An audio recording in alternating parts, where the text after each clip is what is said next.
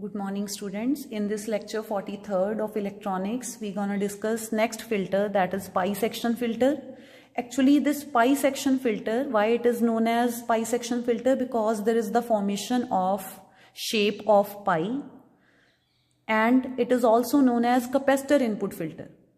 And it is a combination of shunt capacitor filter, that is C filter, and L section filter, that is LC filter.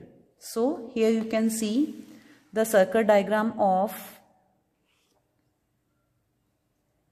pi filter for full wave rectifier. So here this is our full wave rectifier, and the output of the full wave rectifier, it is further fed to the shunt capacitor filter, which is connected across the LC filter, and here we will have our final DC output. So when this pi filter is being used, when we require high output voltages at high values of RL, because corresponding to high value of RL we will have low value of current, and we need high value of output voltage. At that time, an extra capacitor is added to LC filter, and we have the formation of pi.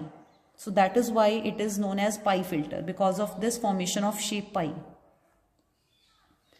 So basically it is formed of two parts. One is C filter by capacitor C1, and then LC filter by inductor L and capacitor C2. So what happens? First, the output of the rectifier at this point, it is being fed to capacitor C1, and what this capacitor C1 will do? It will block DC component of the rectifier output, and it will bypass the AC component of the full wave rectifier output to the ground.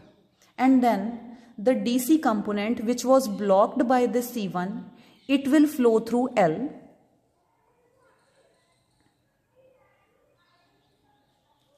So the DC component which was blocked by C1, it will move towards L, and as we know that L offers no resistance to DC, so this DC component, it will pass through inductor L quite easily.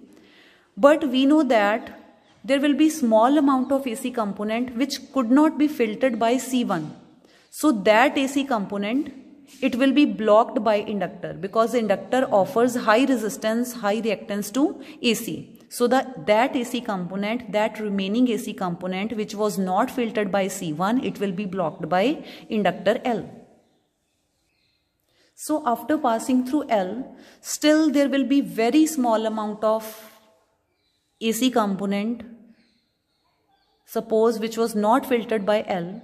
Then we have another capacitor C2 which will bypass that final remaining AC component of full wave rectifier output which was not filtered by inductor L. So through RL we just have DC component that is available at our output. So we can calculate its approximate ripple factor, as it is formed by the combination of shunt capacitor filter and LC filter. So the approximate ripple factor for this pi filter, it can be written as the multiplication of the ripple factor in case of C filter and the ripple factor in case of LC filter. So in case of C filter, we have derived the ripple factor which is equal to this, put this value here. And in case of LC filter, we have derived the ripple factor which is equal to this, so put this value here, and you will get the value of ripple factor for pi filter. So after solving, here we have f, linear frequency f, and we know that omega is equal to 2 pi f, so f will be omega by 2 pi. So this 2 and 2 will be cancelled out, 2 and 4 will be cancelled out. Then this, move this pi to the numerator and you will have this expression. And then what we are doing, we are multiplying and dividing it by root 2. So we have root 2 pi by 3 root 3 8 omega cube L C1 C2 RL. So this is the expression for ripple factor of pi filter. So after solving, the ripple factor of pi filter is 0.854 divided by 8 omega cube L C1 C2 RL. So this is all about all the filter circuits in case of full wave rectifier. So tomorrow we will discuss voltage regulation by using Zener diode.